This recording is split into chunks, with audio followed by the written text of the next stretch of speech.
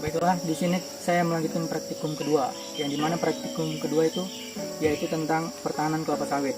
Nah, jadi pertahanan kelapa sawit ini yaitu merupakan sistem pertahanan tanaman kelapa sawit terhadap sifat lingkungan, yaitu sifat lingkungan kayak tinggi tanamannya, kemudian banyak daunnya, kemudian besar batangnya, dan perakaran akarnya. Nah, perakaran tanaman kelapa sawit ini yaitu akar serabut.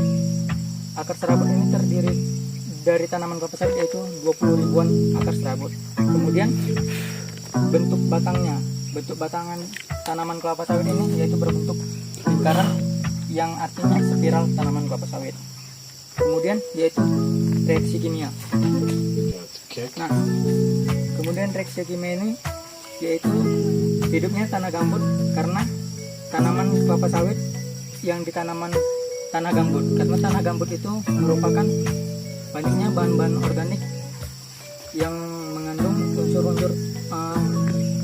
unsur-unsur hara yang lengkap, contohnya kayak unsur hara mikro dan makro. Kemudian faktor yang ketiga yaitu faktor lain yang mempengaruhi lingkungan, contohnya kayak kumbang memakan tanaman kelapa sawit yang mengakibatkan tanaman kelapa sawit menjadi atau pelepah tanaman kelapa sawit menjadi bolong. Kemudian yang keempat yaitu kondisi cuaca. Nah, di kondisi cuaca ini tanaman kelapa sawit ini 2-3 bulan masih tetap hidup. Artinya 2-3 bulan kemarau tanaman kelapa sawit masih bisa tetap hidup. Namun yang mempengaruhi itu pertumbuhan atau produksi buahnya. Produksi buahnya itu tidak banyak seperti musim-musim lainnya.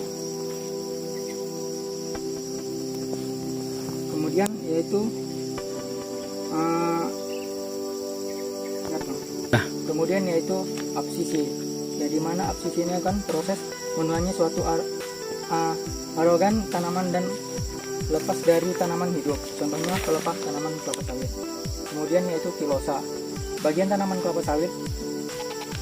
Kilosa ini merupakan suatu bagian tanaman kelapa sawit yang artinya suatu bentuk pertahanan yang menghasilkan protoplasma yang banyak ketika terserang infeksi.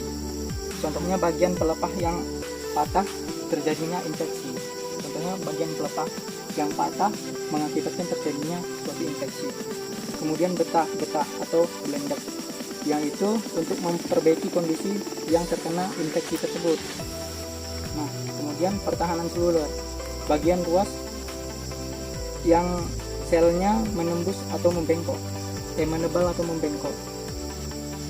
Kemudian yaitu memiliki kalosa atau kiesle pada bagian dalam sel. Apabila terkena infeksi atau jamur bakteri, kemudian dia akan berubah warna.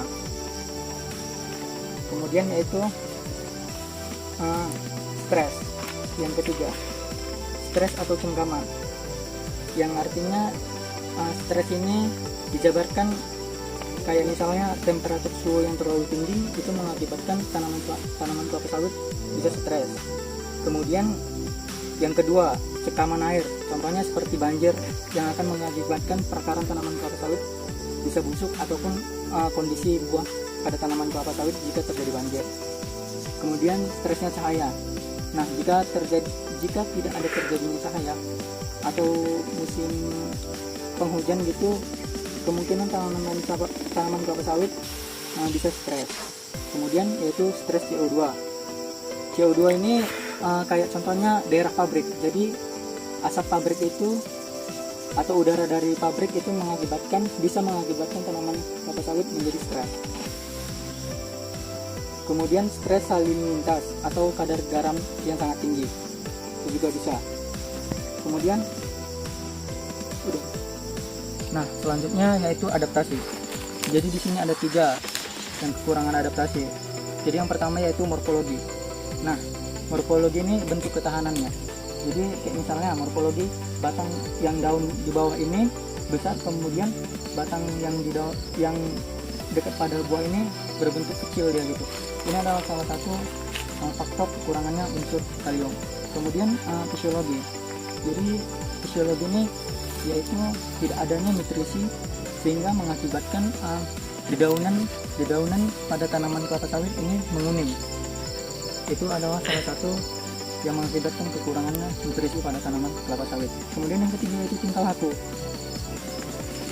Kemudian tingkah laku ini akan membuat daunnya itu menguning sehingga tidak memunculkan buah betina ataupun buah jantan.